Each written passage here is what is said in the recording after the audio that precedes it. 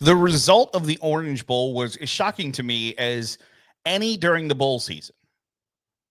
I guess, actually, let me rephrase that. The performance in the Orange Bowl was as shocking to me as any during the bowl season. I can say that because I released a video that said why Notre Dame is going to demolish Penn State. I thought the Fighting Irish were primed to beat the doors off of Penn State. And the Nittany Lions had a pretty good game plan. They just didn't pull it off in the end. And it's really easy to sit here and second guess James Franklin. Ball's at the 15-yard line. Your quarterback's not playing super great. The idea that you were going to march down the field and win the game was not super high. But I don't know that I can fault somebody for trying to put themselves in the national championship game. I would rather go down that way than, the idea that they just would have simply taken a knee and gone to overtime, where the prevailing thought from some people on social media is that they immediately would have won. I don't know that it's as cut and dry as that, but that's neither here nor there.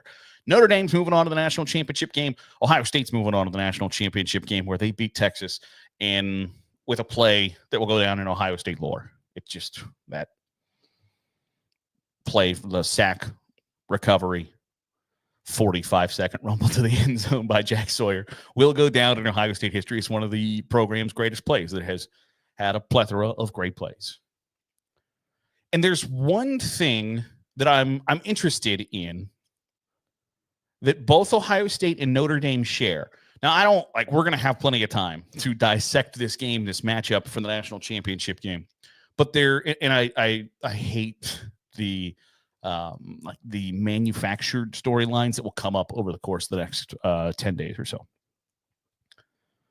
But I do think it's interesting that one thing Ohio State and Notre Dame have in common is they have former Power 4 head coaches as coordinators.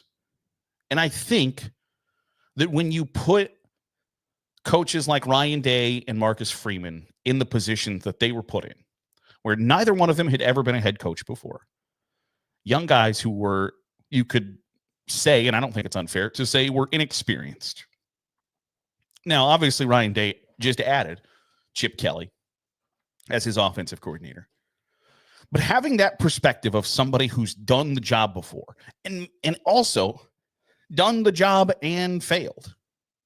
Chip Kelly, I think, would probably say his tenure at UCLA was a failure, had been fired as the San Francisco 49ers head coach and the Philadelphia Eagles head coach. Has been fired. Al Golden, the defensive coordinator for Notre Dame, was at Miami, did not get the job done, got fired.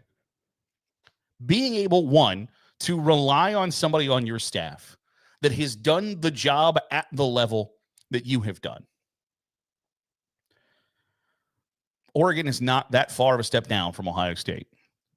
Miami is not that far down of a step from Notre Dame.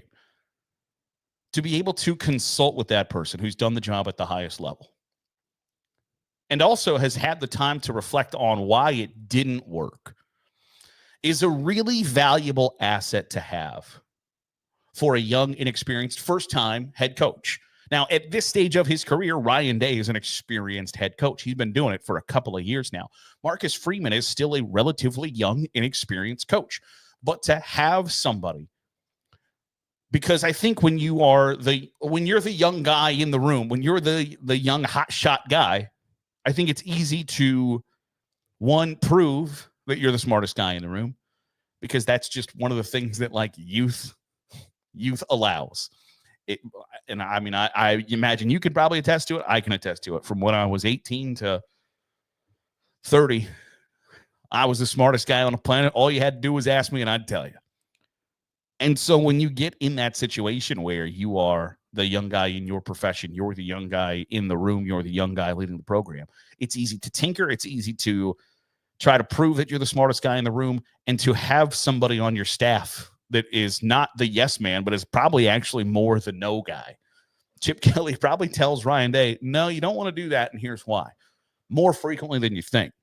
And Al Golden probably tells probably tells Marcus Freeman, no, you're not going to want to do that, and here's why. Think about it from this angle. To have that wisdom, to have that respect, to have that perspective, I think is an important one. There's been a lot of talk about how Ohio State changed its offense since the Michigan debacle, disaster, whatever you want to call it. And the prevailing thought is that the offensive coaches got together, sat down, and said, what the hell are we going to do in the playoff? Because we got to figure something out, because what we're doing right now isn't working. To be able to have the wherewithal to say, hey, and I've said before, I'll say it again, the people who recognize that things aren't working or are willing to say, this isn't going to work, how do we accomplish what's next, I have a lot of respect for. So if you sit down and say, this didn't work, obviously, we need to change it.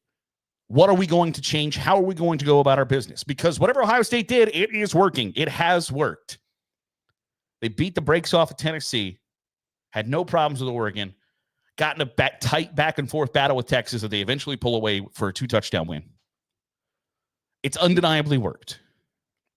And so whether it's Chip Kelly leading those conversations, whether it's Ryan Day leading those conversations, the fact that the conversations happen proves that programs like Ohio State and Notre Dame, in my eyes, are better for having those failed Power 4 coaches on their coaching staffs, because you can help guide that program when Marcus Freeman might make a mistake that he doesn't know he's about to make, but something that Al Golden encountered while he was a head coach before. And he's got a long list of years where he was a head coach. And Chip Kelly's been a head coach for a really long time. To be able to lean on that experience, I think, is an important thing. When you look at the guys that are on the Penn State staff, you look at the guys that are on the Texas staff, if you look around, they don't maybe have that. And that's not to say that Steve Sarkisian is a young, inexperienced head coach, or James Franklin is a young, inexperienced head coach. But when you've had guys that have played, coached, and led programs at the highest level on your staff, I think that's a really invaluable asset to have. And I'm not trying to say that that's why Notre Dame and Ohio State are the last two standing. But I do think it's interesting that those two programs share some similarities, where first-time head coaches at a program where on-the-job training is not going to be accepted. You have to be really good from the jump. And at times, Notre Dame has not been really good from the jump. Marcus Freeman lost his first 3 games. And he's lost to Northern Illinois, and he's lost to Marshall. And Ryan Day has lost 3 straight times to Michigan, and he lost a big game to Oregon, and he's lost to Clemson. He's blown 2 touchdown leads in the playoffs twice. On-the-job training at programs like Ohio State and Notre Dame is not accepted. So being in a situation where you can have those experienced guys on your staff, big deal. And I think it's just one part of why Ohio State and Notre Dame are going to play for the national championship. That'll do it for today's episode of the Daily Huddle. Appreciate you making us a part of your day, however it is, wherever it is you're doing so. If you're watching on YouTube, hit the subscribe button. Make sure you're getting all the great college football content we're pumping out. If you're listening on the podcast feed, drop a 5-star review. It goes a long way in helping out the channel. I'll see you tomorrow for another episode of the Daily Huddle.